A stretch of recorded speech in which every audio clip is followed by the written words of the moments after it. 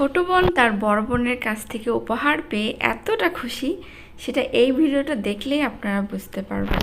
তো আসসালামু আলাইকুম, কেমন আছেন সবাই? আশা করি ভালো আছেন। আজকে একটু ঘুম থেকে উঠতে দেরি হয়ে গিয়েছে, তো ঘুম থেকে উঠে আমি বাচ্চাদের জন্য ম্যাগি নুডলস বানাচ্ছিলাম। আর যেহেতু দুপুরে রান্নাবান্না নেই, এই কারণে একটু রিল্যাক্সে ছিলাম। তো এই যে নুডলস রান্না করে দেখুন, আয়শা, মারিয়াম, জান্নাত, আয়াতকে দিয়েছি, ও একটু একটু মুখে নিয়েছে, পরে কিন্তু সেটা শেষ করতে পারিনি। তো পরে আমি ওকে ওটস রান্না করে খাওয়ালাম, আর এই যে বেবি ওটস, এটাই আমি রান্না করে ওকে খাওয়াই।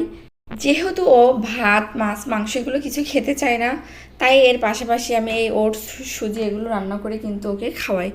আর হচ্ছে কলা, ডিম এগুলো একটু খাওয়ানোর বৃথা চেষ্টা করি।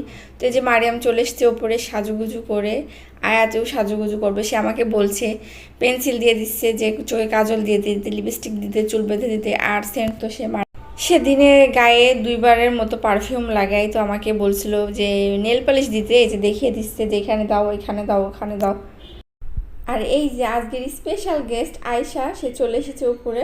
আজকে হচ্ছে আয়শার জন্মদিন, এটা বৃহস্পতিবার ছিল, 6 তারিখে ওর জন্মদিন। তো ও আসছিল উপরে, আর এই বিউটিফুল ড্রেসটা ওর আম্মু ওকে বানিয়ে দিয়েছে নিজে হাতে।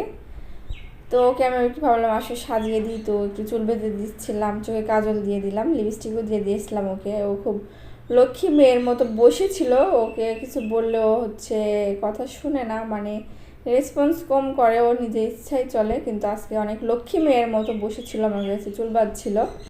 আসলে বাচ্চারা যেটা দেখে সেটাই কিন্তু করতে চায়।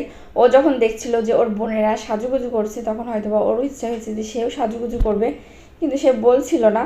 তো এই কারণে আমি যখন ওকে চুল বাঁধতে বা কাজল দিতে যাই, ও চুপচাপ লক্ষ্মী মেয়ের মতো বসে সাজছিল। তো আমার খুবই ভালো লাগছিল। আর এই যে দেখুন, মাশাআল্লাহ, আয়শা বুড়িকে কত সুন্দর লাগছে দেখতে। আর এই কানের দুলটা আমার বোন আমাকে কিনে গিফট করেছিল, আর এটা আমি হারিয়ে ফেলেছি, একদিনও কানে পরতে পারি নাই। তো আজকে পরে মানে খুব ভালো লাগছিল, কারণ এটা আমি আজকে খুঁজে পেয়েছি। আর এই দুইটা হচ্ছে আমাদের বাড়ির দুই মহারানী, তারা যেটা বলে সেটাই হয়, তাদের অনুযায়ী চলতে হয়। তো ফাইনালি সাজুগুজু করে আমি কিন্তু গোসল করে নিচে যাচ্ছিলাম খেতে। তো নিচে যেতে আমার একটা ভিডিও করা হয়নি, খাওয়া দাওয়া শেষ করে কিন্তু আমরা একটু বাইরে যাব, এই জন্য একটু তাড়াহুড়া করে চলে আসছিলাম, এই জন্য তেমন একটা ভিডিও করা হয়নি। ওর আম্মু অনেক কিছু আয়োজন করে আমাদেরকে ভালো যত্ন করে খাওয়াইছে। তো ফাতিহাকে নিয়ে আমরা একটু মার্কেটে চলে এসেছি। আর মার্কেটে কী কারণে এসেছি সেটা হচ্ছে আয়েশা বেবির জন্য একটা ড্রেস কিনবো বলে। আর ড্রেস কিনতে এসে পড়লাম বিপাকে, কারণ কোনটা নিব না নিব। এই যে এটা একজনের পছন্দ হচ্ছিল, বাট এই ড্রেসটা আমার একদমই পছন্দ না। তারপরে একটা আমার মনের মতো ড্রেস নিয়ে কিন্তু চলে আসছিলাম। আর আয়াত বেবি সে দোকানে যেয়ে একটা বল কিনে নিয়ে এসছে, সে মার্কেটে গেলেই তার বল কিনতে মন চাই। তো সন্ধ্যার আগে একটু আমি আরেকটা প্রোগ্রামে গিয়েছিলাম, সেটার ভিডিও আমি নেক্সট ব্লগে দেব।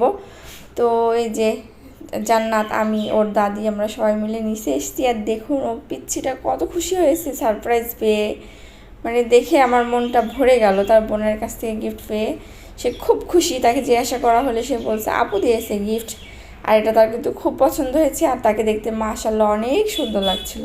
সবাই কমেন্টে অবশ্যই মাশাআল্লাহ লিখে যাবেন, আর ভিডিওটি কে কোথা থেকে দেখছেন অবশ্যই জানাবেন। তো ফাইনালি অনেক অপেক্ষার পর কেক কাটার সময় চলে এসেছে, অনেক অপেক্ষা করেছে তারা, আর আগের থেকে প্লেট নিয়ে হাজির খাওয়ার জন্য। তো এখানে কেক কাটা হচ্ছে, আর তারা খুব এক্সাইটেড। কেক পেলে তাদের মাথাটা একদমই ঠিক থাকে না, তো কাটার সঙ্গে সঙ্গে খাওয়া শুরু হয়ে গিয়েছে। এই যে আরহাম বাবু খাচ্ছে। আর রাতটার দিকে একটু কারেন্ট চলে গিয়েছিলো, তখন তার মামার তরফ থেকে একটা চকলেট কিন্তু গিফট পেয়েছে আয়শা। তো সব ভালো থাকবেন, আল্লাহ হাফেজ।